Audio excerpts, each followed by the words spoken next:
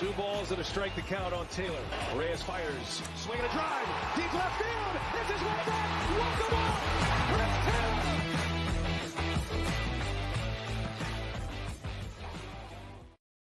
What's up, everybody? Welcome into DodgerHeads Live, presented by DodgerBlue.com, part of the Blue Wire Podcast Network. My name is Jeff Spiegel, joined tonight by Daniel. Daniel, it's good for me to be back. I've been gone off the grid mostly for the last couple of weeks, but Dodgers been handling their business in my absence. I feel like every time you go away, the Dodgers handle their business. So I don't know what we need to do to get you some more vacation days, but it seems to always work out well for the team. Yeah, we'll talk to the big guy, Matt Moreno, and see if we can schedule a few more of those things. And of course, your primary job is Lakers. You're in like the one NBA lull. So are you enjoying a little breather on that side of things at least? Yeah. Just wrapped up the summer league, free agency, the draft, all that stuff's done with. So yeah, I got a couple months of more free time here to enjoy some Dodger baseball. So I guess it's a good thing that they're at least playing well. So I get to enjoy it on a nightly basis instead of dreading it. Yeah, exactly. Well, here's a plan for tonight. We're going to do a pulse check, just kind of a where are we right now. We'll talk stock up and stock down. We've got a few players and groups to talk through there. Some trade deadline stuff as well, rumors, notes.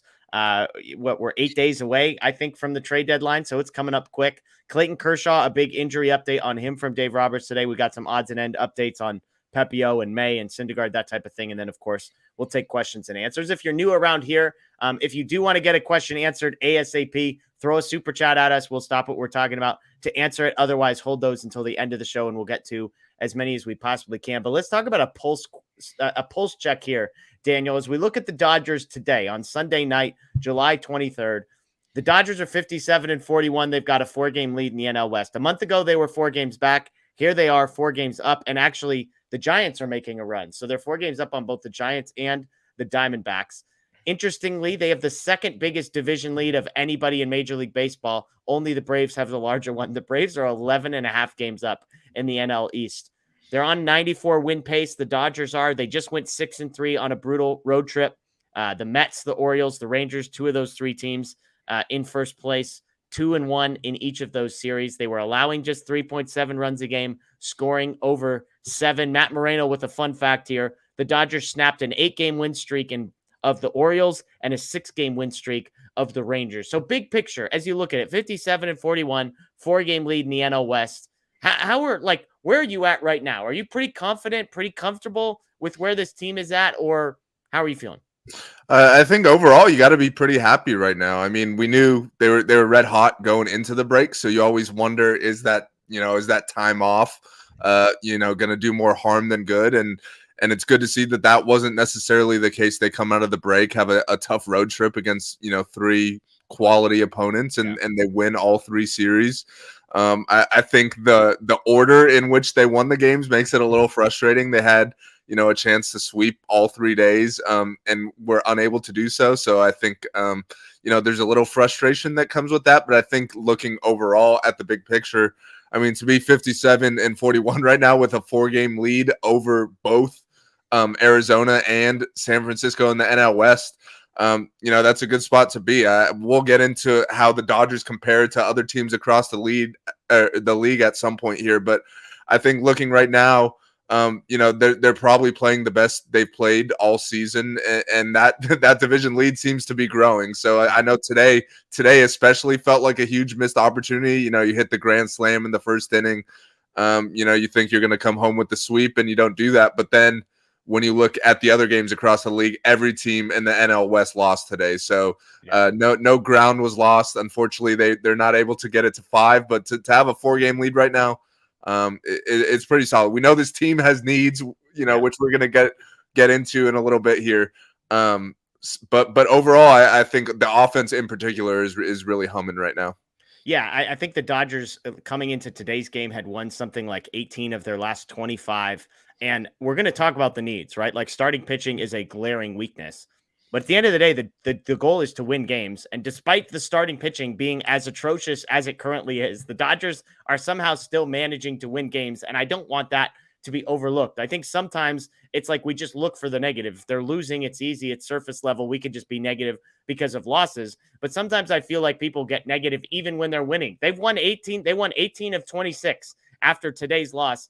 And yet some people, all they want to talk about is the holes and the need and that kind of thing. As I said, they were 4 games down in the division a month ago. They are now 4 games up.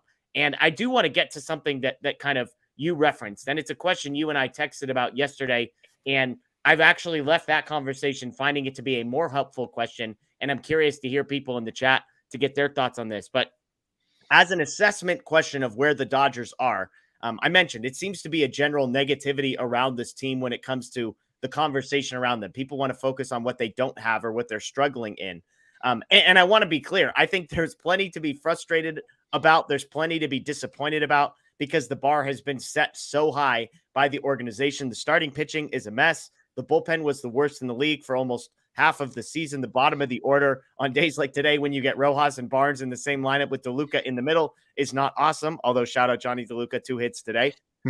Nobody here is pushing a narrative of rainbows and unicorns. I think sometimes you and I get painted as these like eternal optimists that think this is like a 120 win team that's going to march to the World Series. We're not saying that, but I think what we have to do is put things in perspective. So the question is, how many teams in Major League Baseball, Daniel, do you actually think are better than the Dodgers? And I ask this to people who are negative.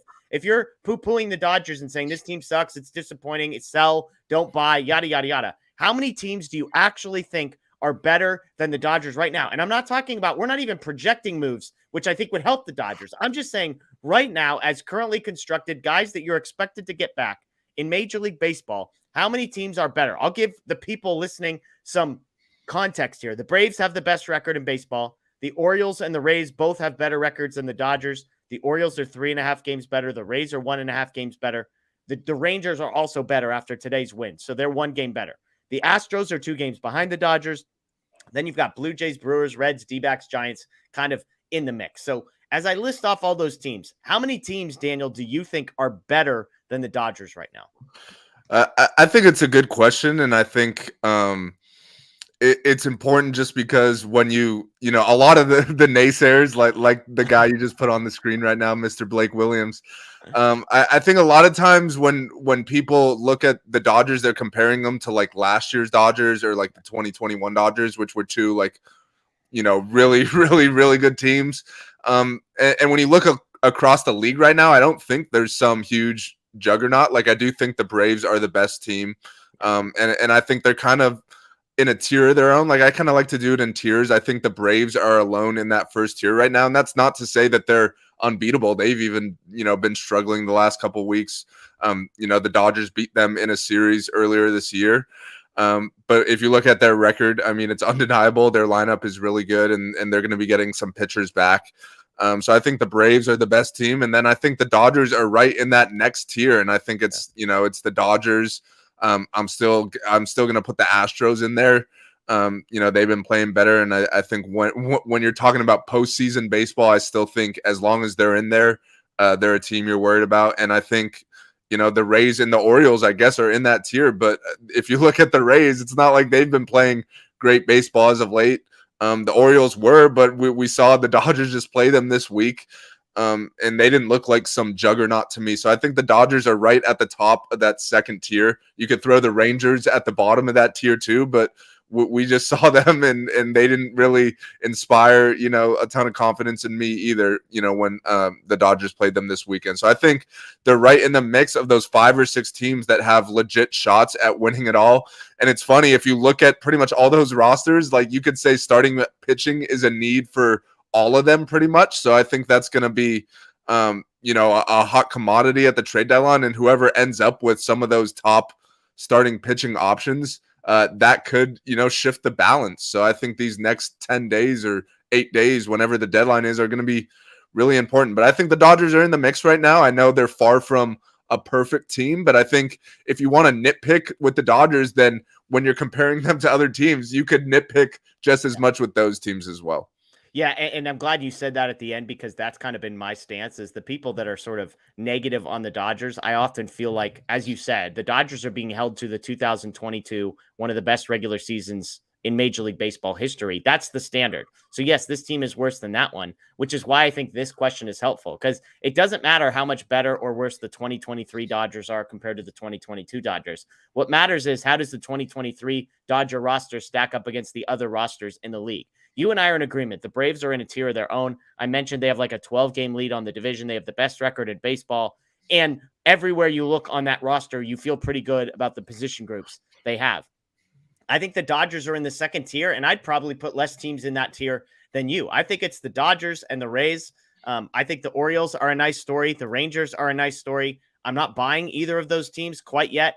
The Rangers with Corey Seager now potentially getting injured, which is kind of one of those, expected to happen. It feels like, unfortunately, we'll see how long he ends up being out. So far, it sounds like short, but I mean, I've got the Dodgers and the Rays. I'm with you. I actually, even though the Astros have like the 6th or 7th best record, that's just a team that scares me because they have guys who have been there and because they have name brand players, which might be lazy on my part. But I just think, and it's not to diminish, like, do the Orioles have talent? Of course they do. Do the Rangers have talent? Of course they do. I need to see it over a longer sample size from some of those teams. And when you dig into some of the underlying metrics, they have a lot of the same problems that the Dodgers do. And so if we're looking at weakness versus weakness, maybe it's a wash. But when you look at strength versus strength, nobody's touching the Dodgers' top of their lineup. Not to mention they have guys in Mookie Betts, Freddie Freeman, that have actually gone out, Will Smith, have gone out and done it before. And so I've got the Dodgers in the second tier. I would say, my answer when we talked about this yesterday was 1.5.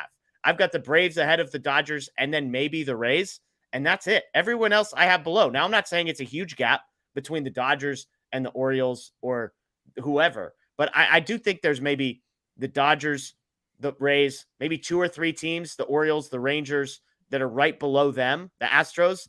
And then I think it's a drop off again. So I think there's kind of a group of 6, but I would have the Dodgers in the top half of that group and not the bottom half. Yeah, I think that's fair. And I think even if you look at a team like the Rays, like they jump out to that amazing start where they're like 20 games over 500 3 weeks into the season. They've been playing basically 500 baseball ever since then. They've been even worse than that over the last 3 weeks. So I think if you look at all these teams, everyone has their issues. I don't think there's some juggernaut out there. Like even if you look at the Braves, their starting rotation has had plenty of issues so far. So I think I think we're going to get into the trade deadline. I think this is probably a good segue to that, but I think the Dodgers definitely have needs that they're going to need to address. But I think for a starting point, ahead of the trade deadline, what they have right now, you mentioned the top of that lineup. And even if you get, towards the middle to the bottom half, the guys like Hayward and Peralta and Outman's heating up again. And we'll get into the bullpen too. They're bouncing back as well. So I think there's a good foundation where if you add, a starting pitcher or two and maybe one back end bullpen type guy, then you're looking, that much better. Because I feel like offensively, the Dodgers have been, one of the best teams, if not the best, for the past 2 months now. Yeah. It's just a matter of can the pitching be good enough? Yeah, and I do want to, before we get to trade deadline, I do think there's an interesting comment here, TQT, and I do see the super chat, so we'll get to that just momentarily. TQT says, you guys need to break it up between regular season and postseason. The Dodgers are better in the regular season due to depth. Postseason, ? Shaky rotation plays down their talent. Here's what's so fascinating to me, Daniel, as I prepped for this conversation. Every single year prior to this year, I would agree. The Dodgers roster was built to be dominant in the regular season because of depth. And then once it narrowed things down a little bit in the postseason, the gap shrunk a little bit. I actually think for the first time in the last 10 years, the Dodgers in 2023 are better prepared for the postseason than they are the regular season. Here's why. What's the Dodgers' biggest issue right now? They don't have enough starting pitchers. Well, guess what? Once you get to the postseason, you need less of them. You don't need 5 or 6. You need 3.5. That will be easier for the Dodgers to find. When it gets to the postseason, a top 4 or 5 in their lineup like they currently have can carry you. Not to mention, when the Dodgers actually decide to put out their A-plus lineup and take Austin Barnes out and banish him to wherever he needs to be banished to, and even maybe Miguel Rojas and get his bat out of the lineup and say, Mookie Betts is playing shortstop, we're just going to ride offensively and see what happens. But when they do that, all of a sudden their lineup is really, really good. Because then your 9-hitter becomes either James Outman or Chris Taylor. And that's a way different scenario than Austin Barnes, Miguel Rojas, and Johnny DeLuca. So I actually think, Daniel, and I want to get your thoughts on this, I actually think the Dodgers this year are better prepared to transition into the postseason because they're going to need less starting pitching. We're going to get to their bullpen in a little bit. But I actually think when they actually have to put their best lineup out there 5 or 7 days in a row, their best lineup, the gap between their best lineup and the lineup they trot out on Sundays against the Rangers at 1 p.m. is dramatically different. So their best lineup, less pitchers. I actually think the Dodgers are better prepared this year for the postseason than they have been in years past. And let me reword that real quick.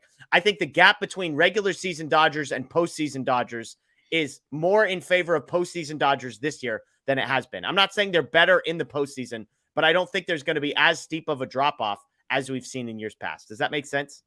Yeah. Yeah. Well, first of all, I'm surprised it took 15 minutes into the show for Austin Barnes' name to be brought Not up for by our you. comments. The commenters have been going off on Barnes. It was like immediate. So we're going to get there. No, yeah, I think that's fair. There also, to be honest, like I don't really think there's some formula to having success in the postseason. Like I think a lot of it just comes down to who gets hot at the right time and wins tight games when you need to, who gets an out here and out there as opposed to a hit there.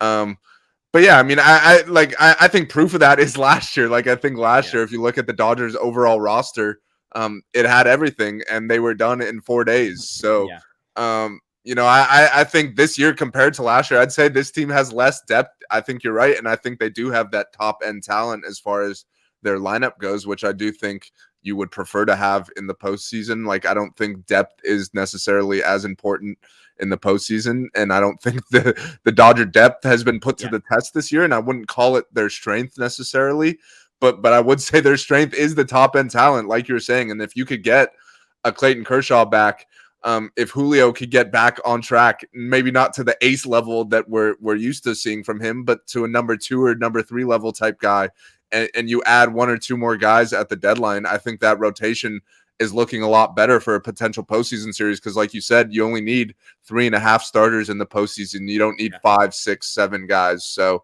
I think if you look at what they're working with right now, they're in the mix. I feel like I've said that a couple times right now. And I think if they make a couple additions, I'll be feeling really confident. Like I think it all comes back to who you're going to be playing against. And yeah, you need to beat the Braves, which is not going to be easy. But outside of that, it's not like anyone in the National League, really scares you. And the same goes for the American League. Yeah. Let me summarize my point by this. I think the weaknesses of the Dodgers that we currently see, those weaknesses will be minimized in the postseason. Right now, they don't have a 5th starter. You don't need a 5th starter in the postseason. Right now, their backup catcher sucks. Guess what? The backup catcher is never going to play in the postseason.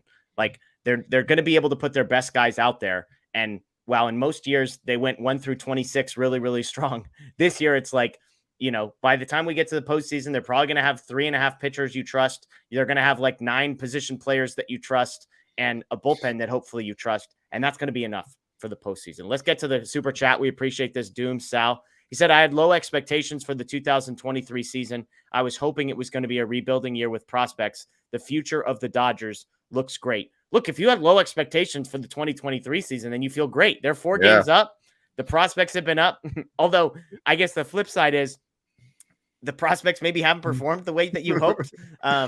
Bobby Miller, James Outman, probably like the 2 guys you feel pretty good about. Maybe DeLuca as far as where his stock was. Like, I think DeLuca has shown you that you're like, oh, this guy's going to be like a 4th or 5th outfield type. Maybe he hits lefties. He plays good defense, speed on the bases. Like, there's some value there. Vargas, Stone, Emmett Sheehan, maybe less positive there. But I know we both liked the idea of young guys starting this year. So that has been one fun element of the 2023 season. Yeah, I mean, they've definitely gotten a lot of opportunities, guys who we weren't expecting to. So I think that's good. And even if it hasn't necessarily gone well, like I think a lot of these guys have been pushed further than they should have been at this point in the season. Like, taking Sheehan for an example, like he was not on the radar at all coming into the season. He was not supposed to be at the big league level right now. And I know it hasn't necessarily been great the last few starts, especially, today was another, poor outing. But I think the fact that he even made the big leagues at all is looked at as a success for him this season. And he'll take these starts he's had and he'll learn from them and he'll get better. I mean, he's probably will go back down at some point soon here. We'll see what the Dodgers do at the deadline. But, they say experience is the most valuable, lesson you could learn. So, I think if you were coming into the year thinking that it was going to be a rebuilding year, you got to be pretty thrilled that they're sitting here in first place, 4 games up, Yeah. And to be clear, look, even the guys like Vargas who haven't performed well, to write them off would be, I think, foolish. Like, they're rookies, they're young. Gavin Stone, these guys struggle like that. You don't want to see him struggle as mightily as maybe Stone did. But at the end of the day, it's not just plenty of guys have come up and struggled and figured it out later on in their career. So, all right, well, let's get to that transition that we kind of referenced. Let's get to some trade deadline chatter and some rumors that have been circulating. Let's start with the headliner, whose name probably should have been in the marquee, but wasn't, Shohei Ohtani. Daniel, as we approach 8 days towards the trade deadline, the one headline that I thought was most interesting was John Heyman saying that his sources tell him that the Dodgers are not off limits as a trade partner to the Angels. Do you believe him, or is this Artie Moreno and the Angels wanting everybody else to believe that they're competing against the Dodgers for Shohei Ohtani? I mean, if I'm being honest, I don't think Ohtani is going to be traded at all. Like, especially the Angels have been playing better lately. They're kind of, still in the wild card mix. And I think if that's the case, they're not going to trade him, and they're kind of running out of time here. Like, they would have to lose like 5 out of their next 6 or something to kind of really be out of the race. But honestly, if you are going to trade him, I don't know, like you were just saying, like, I don't know why you would want it known that the Dodgers are not an option, because then other teams know they're not bidding against the Dodgers. So even if they have absolutely no intention of trading with the Dodgers, they have no reason to tell the world that. But if they were trading, I don't know why they wouldn't consider the Dodgers outside of Artie Moreno hating them for some reason. Like, the Dodgers would probably be able to put the best package together. Yeah. Like, the farm system is loaded. We know the Dodgers have developed talent really well over the years. So if you're the Angels, you could take 3 or 4 guys that are, at the AAA level or have even been in the big leagues, and you can take those kind of guys that are already developed, just because if you're the Angels, you don't develop guys all that well. So if you were going to trade him, I think the Dodgers should be considered. And obviously, if you're the Dodgers, I think there would be motivation to get it done, just so you could get him here and then, show him around for a couple months. Obviously, it's not much of a move for him. He's staying in SoCal, but you would be able to start the recruiting process a bit early, and you have him for another postseason run. So yeah. I just don't think it's going to happen. I think the Angels have kind of gotten hot in my opinion, the wrong time, because I think they should have, been entertaining trades for a while now. But I just don't see the way that organization is run. I just don't think he's going to be traded. I'm curious. This feels like nitpicking. The Dodgers have an everyday DH already. And if not, Will Smith would be the everyday DH once out of every 5 days. Like, does that play a factor at all in your consideration of if you're going to give up the farm for Ohtani? The fact that bringing Ohtani in on days when he's hitting, how do you figure that out with J.D. Martinez when Martinez, neither of those guys you want in the field? I think Ohtani's such a once in a generation type of talent that you don't pass up that opportunity, like, because you have another DH who's 37, 38 years old, having a great year. Like, I'll give him that, but he's on a 1-year deal. Like, I don't think that's something you really take into consideration. Like, if you are able to get Ohtani, like, it's 2 months, like JD could play left, most of the time. Or now we're talking JD Martinez in the outfield, baby. Or you could even, you could sell high on JD, who's having a great year, obviously, and plenty of teams would be interested. I'd say you could sell high on him and recoup some of that prospect capital that you'd be losing for an Ohtani type trade. So, as great as JD has been, I just don't think he's someone that's really at the front of your mind when you're talking about someone the nature of Ohtani. Yeah, it's fair. It's fair. All right, let's get to some of these others' names. Lucas Giolito is probably the hottest name as far as connected to the Dodgers. John Morosi has reported that the Dodgers and Diamondbacks are both in pursuit of Giolito. The White Sox, for context, they've lost 7 of their last 10. They're now 12 games back and 19 games under 500. They have a lot of pieces that we've talked about as potential trade targets. Giolito is not the pitcher. He's not worth what his name brand sounds like. When you hear Giolito, you're like, oh, that's a guy who's gotten a bunch of Cy Young votes. Yeah, back in 2019, 20, and 21, he got some Cy Young votes. Kendall Graveman is a reliever that's been mentioned. Dylan Cease is another guy. Tim Anderson, who is the worst offensive player in Major League Baseball among qualified hitters. Shout out Austin Barnes, who's not qualified. Otherwise, he'd be 1,000% worse than Tim Anderson. But what do you make of, like, as we get closer, do you feel like Giolito is more or less likely than when you and I recorded about a week and a half ago in Las Vegas? I think more, just because I think the need for starting pitching has been really magnified. Like, yeah, the Dodgers just went 6-3 on this road trip, but that was in spite of their starting pitching. That was not because of their starting pitching. And if you look around the league, like we've done this exercise a couple times now, like looking at who are going to be the sellers and who they have that you would actually want. There's not a lot out there, especially when you're talking about starting pitching. So I think you look at the White Sox with Giolito and Lance Lynn's another name that has been tossed around. He's got an ERA over 6, but he eats some innings. Those two guys. He eats what, Daniel?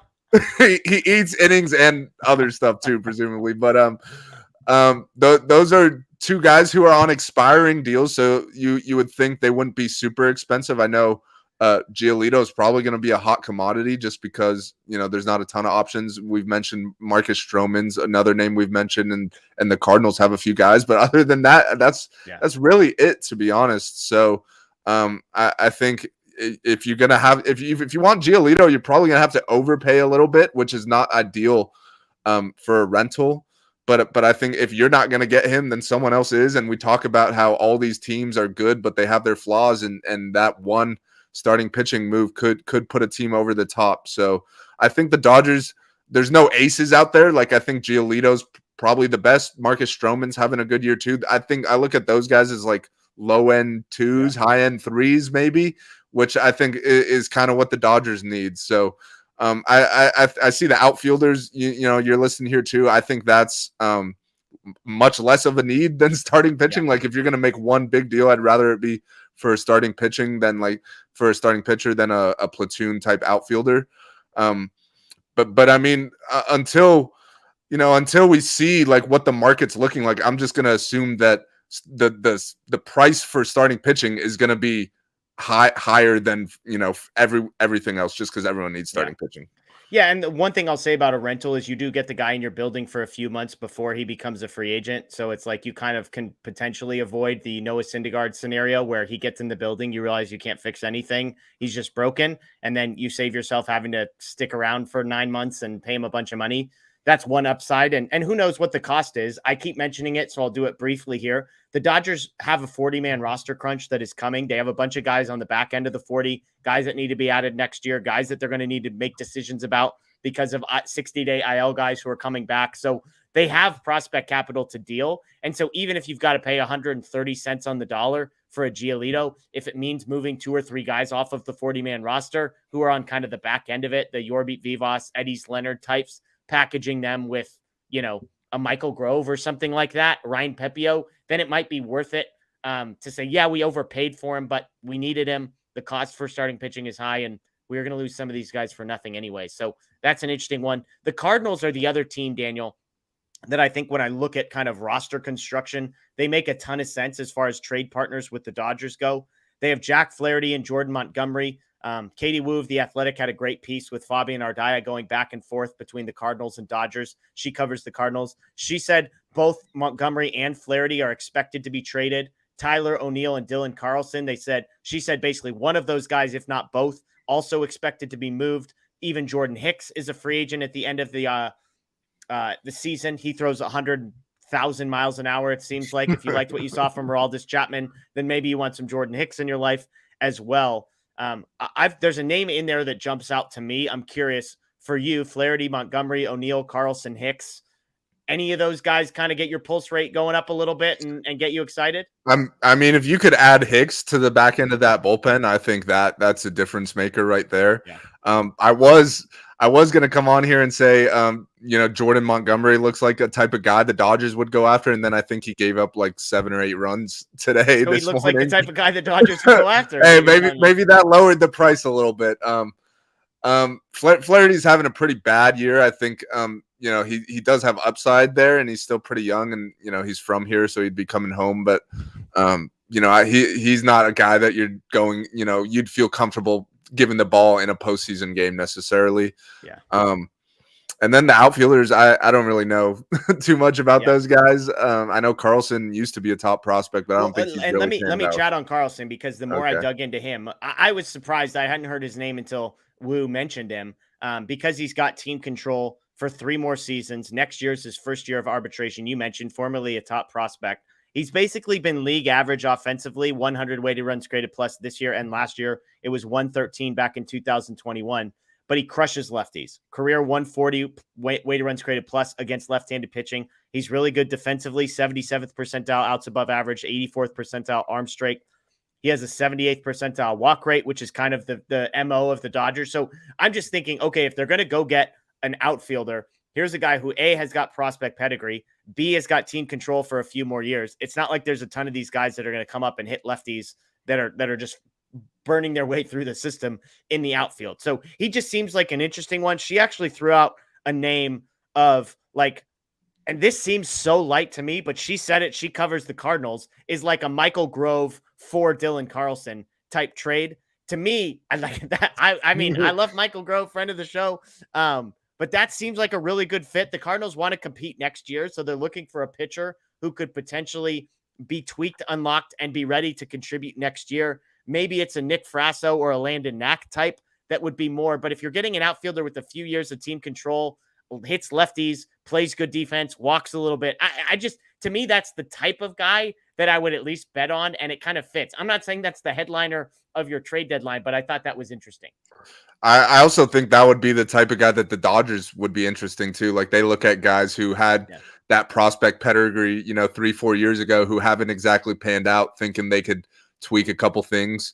So yeah, I do think that would make sense. We know they got a lot of left-handed bats in the outfield, and they're all pretty much platoon guys at this point. So you need at least one guy you could throw in as a right-handed bat. Chris Taylor, I think's been doing solid as of late. He's obviously going to get a lot of playing time, but I think you need one more right-handed outfield bat, and Carlson's still young. So if all it takes is Michael Grove to make that happen, sign me up. I think maybe you could put together a package there and where you're giving up 3-4 prospects and you're getting back one of their starters and Carlson and maybe Hicks as well. That would kill a lot of birds with one stone. We'll see. The Dodgers and Cardinals don't exactly have the best history. I don't know when the last time they made a trade was. But yeah, I think we've seen the Cardinals trade away some talented outfielders in the past. Arozarena, Adolis Garcia. So maybe Carlson's next. Yeah, exactly. I was trying to see. Let's see if the 2018 Brevik Valera was traded to the Los Angeles Dodgers. That's according to some website that I just found. So nothing major there. Oh, Skip Schumacher back in 2012. That might be the most notable. That might be the most notable Dodgers Cardinals trade. Here we go. 2019. Maybe we've got a trade. Oh, Tony Cingrani. Anyway, we'll done. I don't think he's pitched since that. He might not. let's rattle off a couple more names here. Corbin Burns, just of note, he came out and said, "Hey, management has told me I'm not getting traded, so you can cross him off your wish list if you had him on there." And then Fabian Ardaya did list a few names if they were going to go that outfield route: Tommy Pham, Mark Canha, and then an interesting one, Kike Hernandez, also mentioned in this list. I mean, we just mentioned Carlson. Kike Hernandez has been really, really bad. The upside to him is historically he hits lefties. You know what he's going to feel like in the clubhouse. Maybe you can DFA Austin Barnes and slide Kike Hernandez in, and maybe that's a net neutral temporarily in the clubhouse and a net positive overall. He can play infield, which is a positive over some of these other guys. I don't know. Does Kike Hernandez or Tommy Pham or Mark Canha get you excited? I mean, I think as always, it pretty much depends on what you're giving up. Like if you're giving up some single A prospect that we're never going to hear from again, then absolutely. I think I'd say out of that group, Tommy Pham probably stands out. I think he's having the best year of that bunch for the Mets, which is pretty funny to think about them potentially being sellers, considering what their payroll looks like. But yeah, I think on the position player side, you're pretty much set. You could just use that one right-handed outfield, platoon bat. But yeah, other than that, pitching should really be the focus. Yeah, one other note, just digging in here. John Heyman did say that the Cubs are expected to be sellers. You look at their record, that doesn't make a ton of sense. But just based on timeline and saying, hey, is this really the year we're going to make it? A guy like Stroman, who did not have a contract extension, they could sell there. They could sell on Cody Bellinger. So just another name to watch. I don't think the Dodgers are going to be in the Cody Bellinger market, just to be clear. But Stroman is a guy that we've mentioned a couple times there. So any last thoughts on trade deadline stuff? By the way, over here on Dodger Blue, we're going to have tons of trade deadline content in the coming days. Fabian Ardaya of The Athletic's going to be on the show later this week. breaking down some potential moves. We'll be doing a live show on the trade deadline day. I believe the trade deadline's at like 3:00. So we'll be going live at like a little after 2. We'll do the hour up till the trade deadline and then probably 15 to 20 minutes after as some last minute news. So just keep that in mind. Stay tuned here. Dodger Blue 1958 on YouTube. Tons of content coming on that front. Any other names or teams that we haven't mentioned, Daniel, that you think are worth mentioning? I mean, someone I was interested in was James Paxton from the Red Sox, but I'm pretty sure their GM, Kyle Bloom, came out today and said they're looking to add starting pitching. So I guess they're not selling. So I think that's the main thing is there's not going to be a ton of sellers. I know Michael Lorenzen from the Tigers. I know he's not really getting anyone excited. I think he's thrown like 18 straight scoreless innings, so he's actually pitching pretty well, but still don't think he's getting anyone that excited. So it's going to be slim pickings. Like there's no aces out there really, not even really any number 2s except for maybe, a Stroman and Giolito. So yeah, we'll see what they could do. But I also think the important thing to remember is that the Dodgers farm system is still just absolutely loaded. Like they're still the number 1 farm system in all of baseball, or top 3 literally in any publication you look at. So they have guys to deal from. Like not everyone's going to make it. You mentioned the 40-man roster crunch. So there's room to make moves. Yeah. Hey, who knows? Maybe Nolan Arenado demands a trade in the next 8 days. The Cardinals said they're not going to move him unless he does. And then maybe we're talking a blockbuster.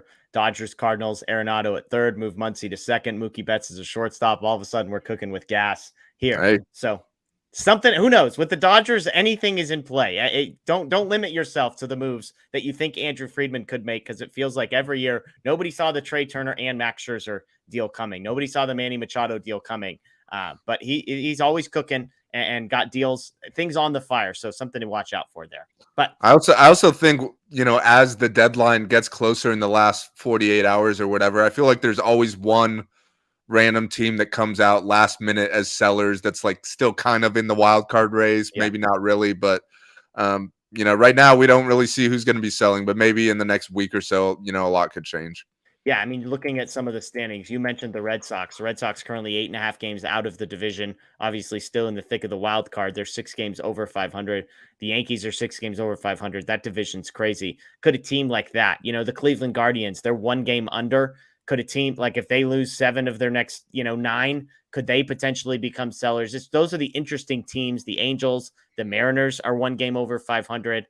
Just interesting ones to watch. Let's shift gears here a little bit. Let's do a little stock up and stock down, one of my favorite games, just to take a snapshot of some different guys or position groups to give you a hint of the Dodgers and say, how have they been performing lately in this moment of time, in this window specifically? Let's start with just some of the guys that are on fire right now. We'll start with the obvious one, Freddie Freeman. In case you weren't sure, this is a stock up for Freddie Freeman against Baltimore and Texas. He had 29 plate appearances. He reached base in 19 of the 29 plate appearances. He had 2 doubles, 3 home runs. He scored 13 runs in just 6 games. Another stat from Matt Moreno. Freddie Freeman is the first player in Major League history to have 20 home runs, 35 doubles, 125 hits, 10 steals, and 40 walks before August 1st. He obviously did that a week well before August 1st. This guy, it looks like, what was it? NLDS or was it NLCS? Freddie Freeman from 2020. Everything he hits looks like it's on a rope and is smashed, and you're just waiting for the next home run to come.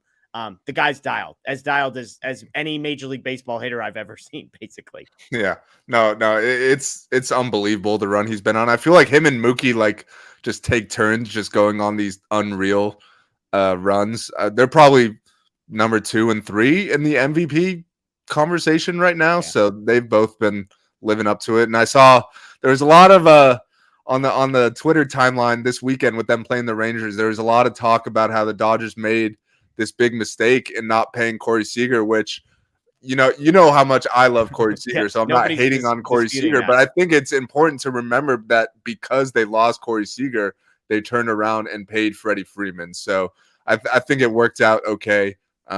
Freddie's insane.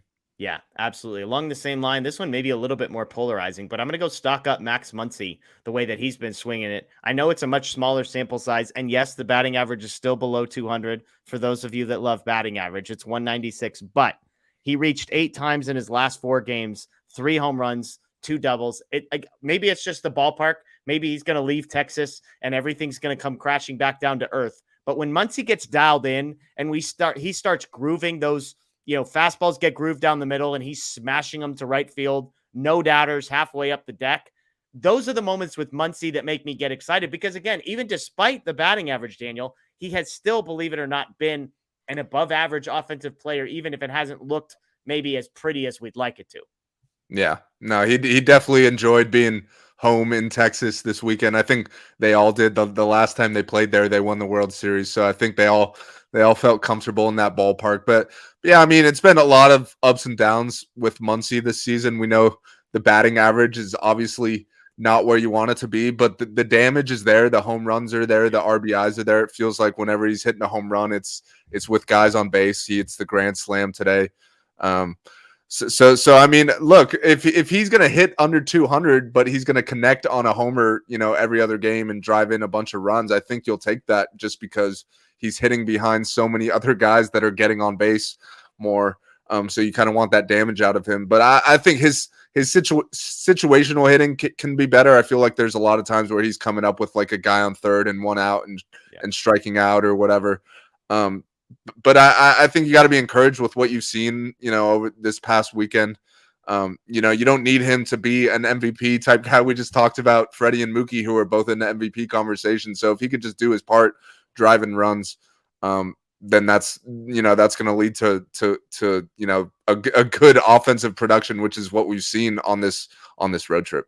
Yeah, I see Nando here, by the way, saying, Jeff, do the Freddie Freeman dance. I mean, super chats, maybe we'll be doing the Freddie Freeman dance. We'll see. I was ready to do it if they pulled out the sweep, but they're coming off a loss today. I don't know if we need to bust we'll have to save it. We'll have to save it. All right, let's get to some stock down. We got a couple stock downs. And again, we'll just stay with current events here. Emmett Sheehan is my first stock down, number 3 on this list. His first 3 starts, 16 innings, just 4 walks. His last 3 starts, 12 1/3, 14 walks. He's allowed 17 earned runs in his last 12 innings. Today was the most frustrating. They get the 4-run lead. You're feeling great. This team has been rolling. The offense has been rolling. And as a starting pitcher, all I need from you in that spot is throw strikes. Make them put the ball in play and beat you. And he couldn't do it. I think he walked 5 guys. All 5 of them ended up coming around to score. He ends up with like 8 earned runs. But look, he was promoted straight from AA. I've said it before. If you count all the starting pitchers they tried before Emmett Sheehan, he was 9th or 10th on their depth chart of starting pitchers behind Pepio and Grove and Stone and Miller and all the veteran guys that they already had. So it's almost, I'm not saying I'm massively disappointed because to have had any expectations for him is probably unfair, but it's just, you'd love to see the guy just get out there and throw strikes. And today he just couldn't do it. Yeah, I think that's what's frustrating because the stuff is good. I'm still high on him long term. I think he's got that fastball that if he's commanding it at the top of the zone, I think he'd get a lot of swings and misses. But like you said, he hasn't had command of anything really. He's been walking, more than a batter an inning. That's just not going to get it done at this level, especially on a game like today where Muncy hits the grand slam in the first inning. You get a 4-run lead. You should be out there just throwing strikes. Instead, he walks 2 guys and they come in to score. And then next thing you know, you're trailing. So, I still think, he's way further along in his development than he probably should have been. I don't, like you said, going straight from AA to the big leagues doesn't happen all that often. So I think it's just a case of, they brought him up out of necessity. Like they've needed starting pitching and credit to them. He's given them innings and he's had a couple good starts at least. But I think as you get Clayton Kershaw back, as you make another 1 or 2 additions at the trade deadline, he's the guy that you'll see go back down and continue that development at the minor league level. And I still think long-term, he's a guy who is in the picture. But I don't think necessarily to finish out this season, definitely not in the playoffs. I don't think he's really going to be in the mix. Real quick, I'll put you on the spot here. Pepio, Stone, or Sheehan. If you had to bet on one of those guys panning out long-term, who would you bet on? I think it's Sheehan just because I like his pitch mix. I think command is something that will improve over time, especially when you're a young guy. I think he's got the best stuff of that bunch. I think Gavin Stone is probably more refined, but I don't think his stuff is as, as electric. And Pepio, I mean, we haven't seen from Pepio, so I don't really know what to say about him. We know he had that changeup, but we haven't seen him all year. So I still think long term, I still think Sheehan is the guy. But he's just still probably a year away. So yeah, and it's interesting because Pepio was a top 100 guy until he got injured. Stone was definitely the highest ranked of the three. He was a top 50 prospect in a lot of places. He came up and got absolutely shelled. Sheehan hasn't sniffed a top 100 list anywhere. Most of the time, it was because he was seemingly so far away. But it's just interesting how quickly some of this could go. I would probably still bet on Stone, not because of anything other than like I don't want to throw away all of the pedigree stuff with him, all of the hype that he had before the season because of like 4 or 5 bad starts. But to your point, Pepio and Stone, when you're relying more on a changeup than you are on an upper 90s fastball, even if both guys can throw mid to high 90s, it's a little bit tougher. So let's go to one more pitcher that's struggling lately, and this one hurts me. It's Julio Urias is our next stock down here. Back-to-back good starts before he allows a career-high 8 earned runs over 5 innings against Baltimore. He cited, quote, inconsistencies with his mechanics as something that was particularly frustrating to him. Urias is fascinating. The expected ERA for him is still good, 3.86. He only, he's 87th percentile in hard hit rate. He doesn't give up loud contact. The expected ERA reflects that. And yet the ERA as a whole, the real ERA, not the expected, the real ERA is over 5, and it just doesn't look right at times. So give me your 30-second sort of where you're at on Julio. Yeah, I think his command has sort of been off too, and it's not the same as Sheehan where his command is off and he's walking a bunch of guys. When his command is off, he's missing right in the middle of the zone and he's getting hit because of it. So yeah, I mean the last start was frustrating. He has the good start in New York, and then he has the post game comment where he says vacation's over, and you get pumped up, and then he comes out and gives up like 8 runs or whatever in his next start. But he's a guy that they're gonna have to rely on. Like if you look across the rotation, there's definitely no one with more experience than him, and no one that you're necessarily confident in either. So I think even if you're adding 2 starters at the deadline, he's still in the mix there, like as your third or fourth guy. Like you have Kershaw, and whoever you're going to be picking up at the deadline doesn't have a ceiling as high as Julio does. Like I think what was he, second or third in the Cy Young voting just last season? Like we're not that far removed from that. So I don't have a ton of confidence in him right now. I'm not going to sit here and lie, but I also think if there's anyone that's going to figure it out, it's him, just because he has that pedigree. He's been good for so long. It's still a contract year for him, and I know he's probably lost a lot of money this year, realistically. But if he turns around and has a good last 2 months and has a good postseason, he can make a lot of that back. So, he's going to be motivated. They're going to need him. There's no scenario in which he's out of the rotation completely. So I think you just got to keep trotting him back out there. Hopefully he gets the mechanics, whatever he was talking about. Hopefully he gets that sorted out and could be better, just because we don't need you to be like the top 3 Cy Young type guy, but we can't have you be the 5.5 ERA guy either. Yeah, no, I'm with you. It's in a perfect world, you probably throw him on the Phantom IL, give him some time with Mark Pryor to just iron some things out. They literally can't afford to not have him starting games every 5 days right now, which is tough. So because it's mechanics, that makes me feel a little bit better, because he's a guy who's a pitchability guy more so than an overpower you with stuff guy. Like those are all things that make me slightly more confident. It's not like Syndergaard, who's throwing 91.5 mile an hour fastballs, and you're like, oh, your calling card used to be your fastball, and now it's 91 miles an hour.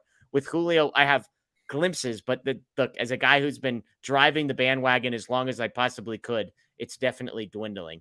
Let's end this segment on a positive one, and look, plug your ears, folks, because some of you are going to hate that I'm going to say this out loud again, but stock up on the Dodgers bullpen, baby. Here we come, Daniel. Is the Dodgers bullpen back? Let me throw some stats at you, because I've got some numbers and they're good. Since June 20th, the Dodgers have a 1.86 ERA in the bullpen. That's the best in Major League Baseball by more than half of a run. The FIP is the second best, so it's not like we're just smoking mirrors here. Let me throw some names at you. Yency Almonte has not allowed an earned run since June 14th. Since then, 12 2/3, no earned runs, 15 Ks, 3 walks, 7 hits. Caleb Ferguson has not allowed an earned run since June 11th. Since then, 13 and a third, no earned, 15 Ks, 4 walks, 7 hits.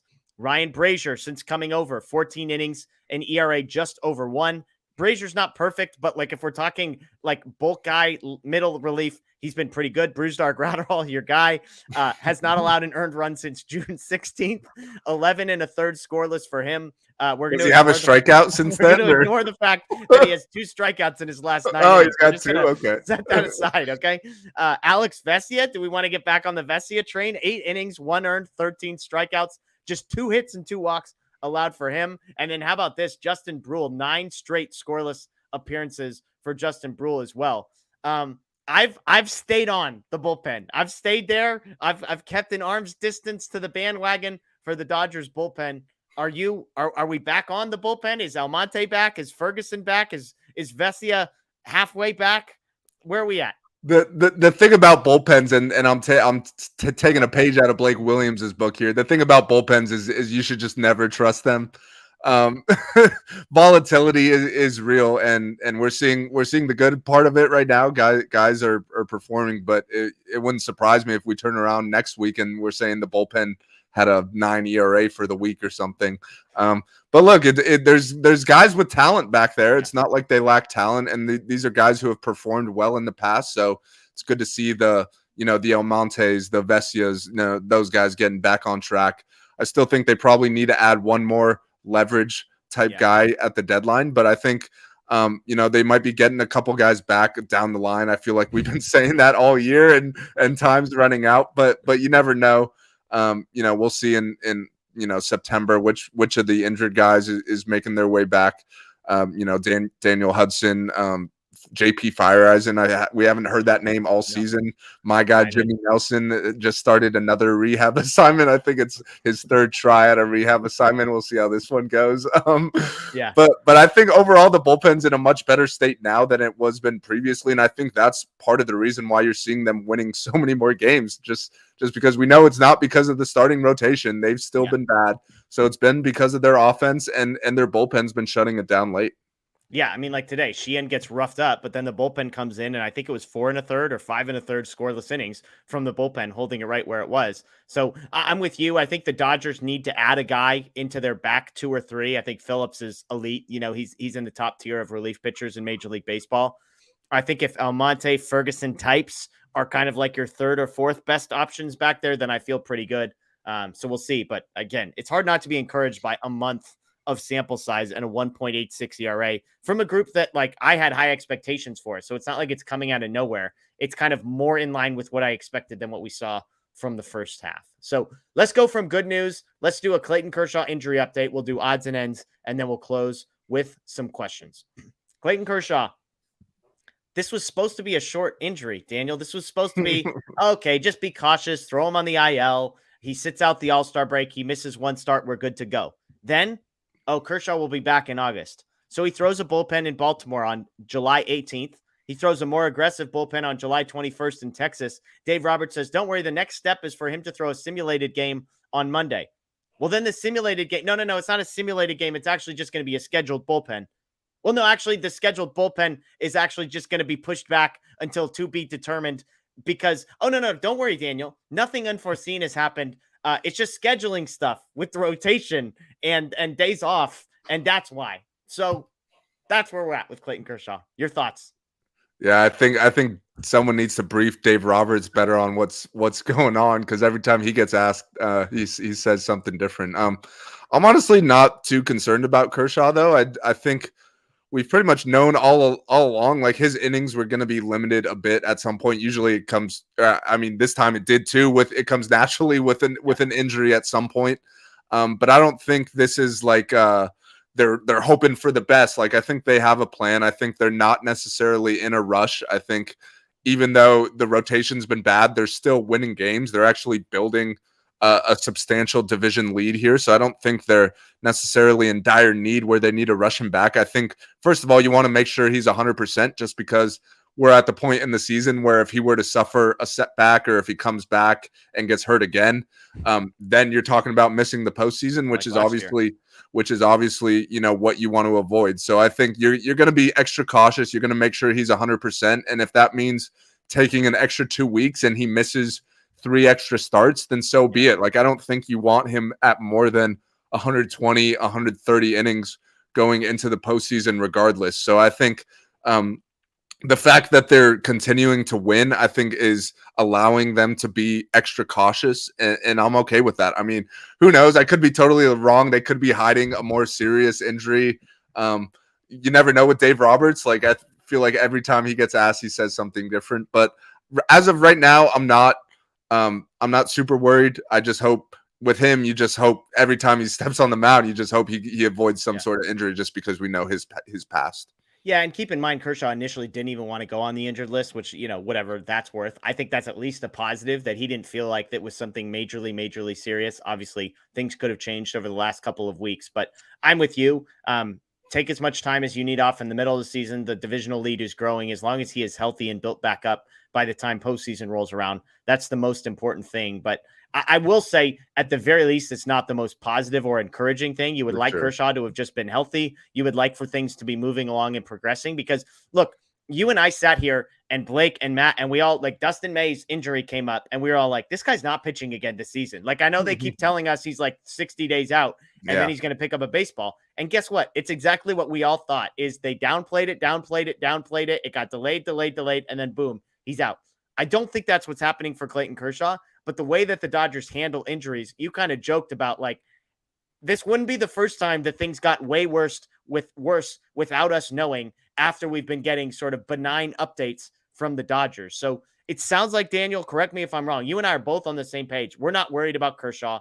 If we're still sitting here, the August 10th, and Kershaw's like still throwing a bullpen, or maybe is going to be throwing a bullpen, then I'm going to be worried. But if he throws a bullpen in the next 5 or 6 days, and then a simulated game in 10 days, I'm going to be totally fine and comfortable with this. Yeah, let me put it this way. If you were to put odds on the Dodgers game 1 postseason starter, I still think Kershaw would be like minus 500 right now, or like he'd be the heavy favorite there. Wow, you think the Dodgers are making the playoffs, huh, Daniel? Breaking news. All right, let's get to some more odds and ends here, and just get to some more injury updates. J.D. Martinez, big injury update. He got hurt today, was scratched right before the game. Will Smith ends up playing designated hitter. J.D. Martinez listed as day-to-day with a hamstring injury, depending on who you ask. The Dodgers released a statement. It's a strained hamstring. Dave Roberts comes on post-game and says it's a groin. Then he says it's a glute. I mean, it's just, he named every muscle he could find on the leg. We don't know a ton there, but that would be a big blow for the Dodgers, especially because muscle injuries like that. Look, we're not asking for J.D. Martinez to be sprinting out of the box, but a muscle injury is a lot more fickle as far as dealing with. So something to keep an eye on there, but that could be huge news if that gets worse and he ends up having to spend some time on the injured list. No, yeah, especially at his age, you never want to see you strain hamstring or whatever. I know Dave Roberts has already said that he's not going to be in the lineup tomorrow, so hopefully it's a minor thing. But same thing, going back to the Dodgers injuries, you never know who he might sit out 2 days and then all of a sudden they throw him on the IL or something. Yeah. So hopefully that's not the case, but you really never know. Some other injury updates. Ryan Pepio made his second rehab start on Friday. Still at just 48 pitches, not very effective, but at least good news that he seems like in the next couple of weeks, he could be an option to rejoin the rotation. Noah Syndergaard threw 5 innings for Oklahoma City. This is a positive-negative scenario. The final line was not great. 5 innings, 4 runs, 6 hits, 2 strikeouts, no walks. The good news, he got through 5 innings, allowing just 2 base runners and 1 run. Then he gave up 4 straight hits to open the 6th, and all of those guys end up scoring. So I would say net positive for Syndergaard. Let me ask you this, Daniel. Have we reached the point with Emmett Sheehan and some Michael Grove and some of these other guys where the idea of Noah Syndergaard coming back and eating some innings isn't the worst thing in the world? Are we there yet? I'm not there personally. Maybe the organization might be there. I'm not there. I'd rather. I mean, I still think Michael Grove has more upside there. Even Sheehan, like there's upside where if he's if he can figure out where the strike zone is, he's not going to get hit around the way a Noah would. But hey, it doesn't hurt to have options, I guess. Like you never know, maybe you lose 2 or 3 starters in a week or something, knock on wood, and then you might not have another choice. So I guess it's good to see that he's healthy, but yeah, I mean, if he's getting knocked around in AAA like that, it doesn't exactly make me want to get him back up here. Yeah. The other update is Dustin May. We've kind of hinted at right flexor tendon repair on a Tommy John surgery that was done in 2021. I've heard conflicting reports. Some places say the recovery here is 6 to 9 months. Other places have said 12 months. The moral of the story, he's out for this season. I guess best case scenario, you could hope to see him early in 2024, but it could stretch past the All-Star break of next season. Last odds and ends. Well, I got two. I got a gambling story here for a second, but Dodgers dance. Do you have any thoughts on the Freddie Freeman dance? I like it. I thought it was fun. Obviously the more you do it is better, just because that means you're getting more hits, but it seems like they enjoy it. This just feels like overall, this is a group that's really tight knit. They all seem to like each other. So that's always good. Yeah, I'm with you. Looks fun, and it's only extra base hits. So like you said, the more of them you do, that means you're getting doubles. So that's good news. Here's my gambling story today. You might have known this, Daniel, as a guy who paid attention today. The Dodgers had 4 runs, 1 out into the game. They had only had 1 out and they had 4 runs. Some people hypothetically needed the Dodgers to score 5 runs total in the entire game. The game total was 4.5. The over, they just needed 5 runs. They had 4 runs with 1 out in the game, Daniel. You know what they didn't do? They did not get a fifth. No. They had an inning where they had runners at second and third with no outs. They didn't score them. I'm going to set aside the fact that I think I tied or lost the runs category in our fantasy league, and the guy on second and the guy on third were both on my fantasy team. Neither of those guys scored. So how do you not go over 5? They had a grand slam with 1 out in the first inning, and I only needed 5. They had scored 1 million runs. That's a terrible mail it into Scott Van Pelt beat, in my opinion. You had a chance there in the 9th. I believe your guy Austin Barnes came up with a guy on first and 1 out, but Moreno on the group chat was like, I think they get 1. I'm like, they have freaking Rojas and Barnes due up this inning. There's a 0% chance they're scoring 1. I would have hedged every bet in the world that they weren't scoring in the 9th, but it's a tough L there. So anyways, there's my story. Let's get to some questions. I know we're just over the hour mark, so we'll get to a few here. But if you've got any questions, leave those in the comments. Questions in all caps at the beginning is super helpful for me. That way I can scroll through and find them as we go. If you've got any questions, it could be trade deadline stuff. It could be reacting to the series that we just had. But here we go. Some starting to pile in. Jason Austin asks, I trust you, Jason. I'm not even going to read this one before we put it up. Oh, I missed it. There we go. With the optimism shown this evening, can you realistically see this bullpen carrying this team deep in championship contention, assuming starters are added? I have deep trust issues. Daniel, I think you and I both agree. We think at least one I think if a leverage guy gets added, I'll trust this bullpen. I'll summarize it there. You add a guy that's the number 2 in this bullpen, and Jordan Hicks type player, add somebody like that, and I trust the bullpen. Yeah, I mean, I don't think you're ever going to have full trust in any bullpen, even if it's the best bullpen of all time. But yeah, I think with what we've seen over the last month, I think there's a lot more guys you feel confident in now than there was, a couple months ago. That list was at one point was down to just 1 guy. I think maybe it's up to like 4 or 5. So I think if you're adding 1 more to the mix, maybe you get one of those injured guys back. Maybe Walker Buehler makes a cameo or something as an October bullpen type guy. So we'll see. I think the good thing is there's no set roles. I think compared to years past, that's good to see the Dodgers finally lean into that. You don't have a set 9th inning guy.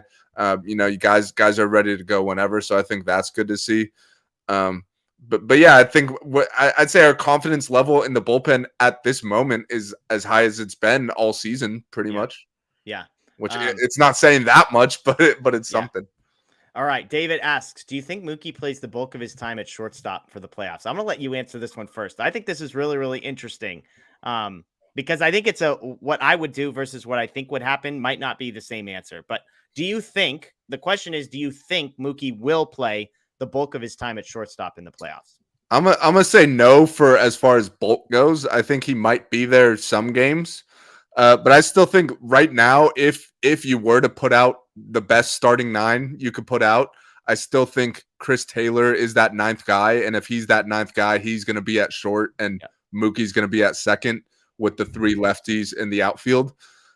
So because of that, I still think Mookie, if He's going to play a lot of infield against right-handed pitching. I think it's been pretty established that the 3 lefty outfielders, that's your outfield, and Mookie's going to be in one of the 2 infield spots. And I just think he would be at second base with Taylor at short or Rojas at short. Unless Vargas comes back and starts tearing the cover off the ball, it's not like you really have anyone to put at second. So I think you need Mookie there, more so. Michael Busch did hit 2 home runs today in AAA. Do you want to tell the Dodgers front office that? Or? Yeah, exactly. I'm with you. I think they trust Miguel Rojas. I would not trust Miguel Rojas. I think they trust him. And I also agree with you that I think Chris Taylor, if he keeps on the trajectory he is on, they would put him at shortstop before they would put Mookie Betts at shortstop. So I'm going to say no. Just because mostly of the Chris Taylor factor. And because I do think there's still this weird Miguel Rojas. They like the defense, which the defense is a real thing. Unlike the next person we're going to talk about. Michael asked, Jack, backup catcher has historically caught at least 1 or 2 postseason games for each playoff team winning the World Series. Barnes in the postseason can't happen. His spot needs to go to Gary Sanchez, I assume. I don't even know. Is Gary Sanchez was on the Padres? Is he not on the Padres anymore? No, he's still on the Padres. He's still on the Padres. I would DFA Austin Barnes tomorrow if I were in charge. Forget the contract extension. It's like no money. He makes $3.5 million next year, whatever it is. I tweeted this out. Tim Anderson is the worst offensive player in Major League Baseball among qualified hitters. He has a weighted runs created plus of 54. That means he's 46% worse than league average. Austin Barnes is not a qualified hitter. His weighted runs created plus is -9. He's terrible at trying to throw runners out. He's not very good defensively, as we saw twice. There were 2 relay throws to him at catcher. He missed both of them. He's not rated highly as a framer. Best case scenario, he's average to slightly above average as a framer. Pitch caller is this, nebulous thing that people seem to love. I don't know. Emmett Sheehan didn't do all that well today, and Austin Barnes is behind the plate. I'm not blaming Barnes, but that's supposedly the type of thing that he's supposed to be good at. I DFA him tomorrow, Daniel. I know that the backup catcher basically never plays, but the word basically was in that sentence, and I never want Austin Barnes to play. He's really, really bad. Yeah, and it's been even badder than you could have ever expected. There's been past seasons where Austin Barnes was bad, and it's never been as close to this bad. I'm with you. If I'm not expecting it to happen. I just don't see it happening. I think he's too ingrained in that clubhouse. I think I think one way to maybe make a move, but make it a little easier is to just throw him on the IL. So that way he's still involved in the clubhouse and could still be, that leadership type guy. And then you could still get in a backup catcher that maybe could get a hit once a week or whatever. Barnes, I think, is at 1 hit a month or so. Died when Steven Nelson was looking for his 13th hit of the season. I'm like, geez Louise, this guy's been healthy the whole time. Yeah, I mean, I'm with the guy that asked this question though. I don't think regular season is one thing. I just don't think you could have a postseason game where Barnes is in the lineup, especially if you have another guy like Rojas in the lineup. That's two easy outs at the bottom of your lineup right there. There's enough days off in the postseason. There's no reason that Will Smith couldn't play every single game in the postseason. That's my short answer. I agree. And by the way, Hunter Fiducia is in the minor leagues. He's got an 850 OPS. I don't think Hunter Fiducia is the greatest thing since sliced bread. I think he could probably hit over 109 in 150 at bats. That's just a guess for me. Your girl Cassie wants to know thoughts on how Cody Bellinger is doing this season. My answer's short. Happy for him. Didn't see it coming. Happy for him. Yeah, he's been great. He's on my fantasy team. I don't know if you want to trade for him, Jeff. I'm out of it. My fantasy team sucks. I don't want. He's on fire right now, though. That's for sure. So I'm with you. I'm happy for him. Roy, briefly on Barnes. Can we get into the playoff with Barnes as a backup? I say absolutely. I don't think Austin Barnes is going to breeze.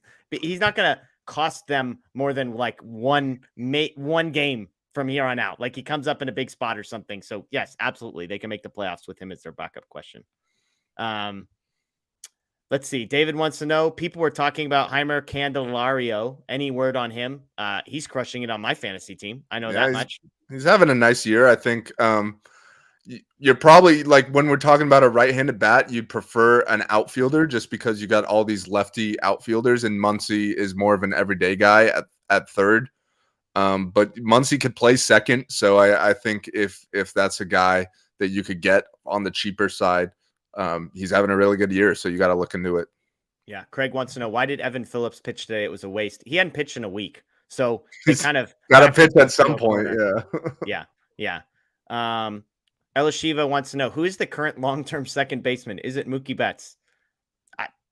I mean, my immediate reaction is no, but I don't know. I mean, until 2 weeks ago, it was Miguel Vargas, but obviously that didn't pan out. But I still think he's long. If you're looking long term, I still think they believe he's going to be the guy.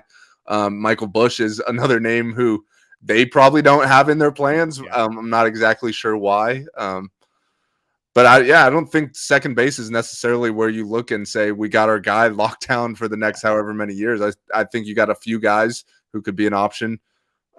With Mookie could fill in there whenever needed. I don't think we're ever going to get to the point where Mookie is an everyday second baseman, but I think we're as close as we can get to that right now. Gavin Lux could be long term in the mix at second base too. Yeah, that's true, and I think it's just a great luxury to have that we're talking about Mookie as a guy you could plug at second base, you could plug at shortstop, and he's also the second or third most valuable player in the league right now. That's pretty insane if you really think about it.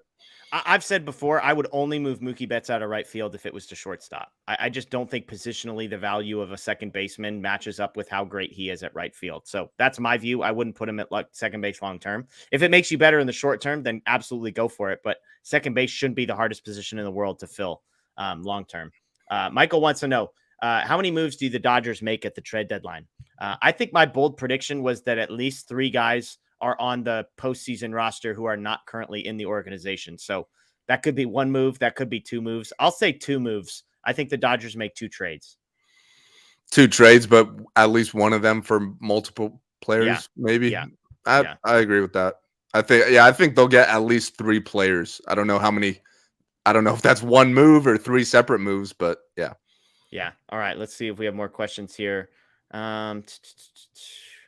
Here we go. Jason, follow up. My 3rd trip to Dodger Stadium to see the Jays versus the Dodgers tomorrow. Is Daniel attending any of the games? # not a stalker. I will be next weekend. I don't know who they play, but not any of the Jays games this week. Okay. There you go. I think it's the Reds next weekend. Okay, I'll see Ellie De La Cruz next weekend. Ederico wants to know, what's the plan for the Dodgers at third base? Short term, it's Max Muncy. Long term might be Max Muncy. I don't know. Like it's a couple of years. Nolan Arenado, right? Yeah, there you go. Let's see. El Shiva, will the Dodgers bring up Nastrini or Frasso to try them for a bit, given we need starters? I'm going to say no. I don't believe either of these guys needs to be added to the 40-man roster at the end of this season. I would have to double check on that. If that's the case, they're not going to be calling up any of these guys. I've said for a long time, you've got the Stones and then Sheehan's and the Groves that start trying some of those guys out in the bullpen. To me, would make some sense. But what do you think about this? I'll try and look up if either of these guys are 40-man eligible. I just think we're a week away from the deadline here, and presumably they're going to bring in 1 to 2 starters. We're maybe 2 weeks away from Clayton Kershaw being back. Ryan Pepio has started a rehab assignment. So I think you got enough options that, like you said, these guys aren't on the 40-man, so you'd have to make a move there. I don't think you need to be in a rush to eat innings when you got all these guys kind of coming back. Frasso is a guy that would need to be added at the end of the year. So Frasso, I could see being somebody. So if it's gonna be anyone, it would be him then. Yeah. Okay, let's do one last question here. TQT, with Julio's struggles, do you think there's any chance he takes a 1-year make good deal? I mean, the Dodgers are going to offer him the qualifying offer, so that's like a guarantee. I couldn't see him accepting the qualifying offer, but I could see him accepting a deal with the Dodgers if they felt like they could fix some of that stuff. I could see the Dodgers saying, "Hey, we'll give you $30 million for 1 year, give you a chance to kind of rehabilitate." That kind of works for everybody, because clearly the Dodgers starting pitching prospects are not banging down the door ready to go in 2024. So I would say, let me put it this way. I think there's a greater likelihood of him signing a 1-year deal with the Dodgers than there is of him signing like an 8-year deal with the Dodgers. Oh, absolutely. And we know the Dodgers love offering those type of deals, that high AAV, shorter term type deals. But I mean, Julio, he's a Boris guy. But I think with him, a lot is just going to depend on how he finishes out the year. Like, there's still a way for him to earn most of the money he's lost back if he has a good last 2 months and a good postseason. That's what people will remember. They're not going to remember what he did April through July. Yeah. Okay. JJ asked a couple. I lied. We're going to do one more. Most realistic scenario. Who are the Dodgers 3.5 postseason starters? I'm going to say Kershaw, Urias, trade deadline acquisition, and Gonsolin is your fourth guy. That's my 4. So I think they add one guy in that group. And I'll say Jack Flaherty. That's my prediction. I think they'll add one guy as well with Julio and Kershaw as the top 3. And I'll say Bobby Miller as the fourth there guy. You go. That's a great one. That's a great one. Because your fourth starter is only making one start per series pretty much, and you don't necessarily need a ton of length out of them. Like if Bobby Miller could give you 4 good innings, you'll take that. And I just think he's got more upside than a guy like Gonsolin. Yeah, I think the only argument against Miller is could he be a high leverage bullpen arm as a guy that is that more valuable to have him as a guy who's throwing 101 miles an hour and nasty breaking balls for an inning or 2 innings towards the end versus Gonsolin. I mean, Gonsolin has performed well in relief before as well. So Blake thinks he's a reliever. Shout out to our guy Blake who said he should be a relief pitcher anyway. So there you go. We waited till the hour 17 mark, Blake, to sort of slander you this much. So we apologize. Hopefully you're still watching. Hey everybody, we appreciate you joining us as always. Please, if you're a podcast person, please find us on Google, Spotify, or Apple. Even if you're not a podcast person, you probably have a couple of those apps on your phone. Subscribe, follow, rate, review. That would be greatly appreciated by us. If you're new to the YouTube channel, please subscribe, ring the notification bell. As I said, tons of content coming this week. Fabian Ardaya of The Athletic will be on the channel. We're also going to have a guy from RotoWire breaking down the Reds series next weekend. We'll be doing a live trade deadline show next week. We'll have another live postgame shows Tuesdays and Fridays. Tons and tons of content. So please subscribe and ring the notification bell here as well. That is Daniel Starkand. You can find him at D Starkand. My name is Jeff Spiegel, at Jeff Spiegel on Twitter. We appreciate you all. Enjoy the rest of your night. And as always, go Dodgers.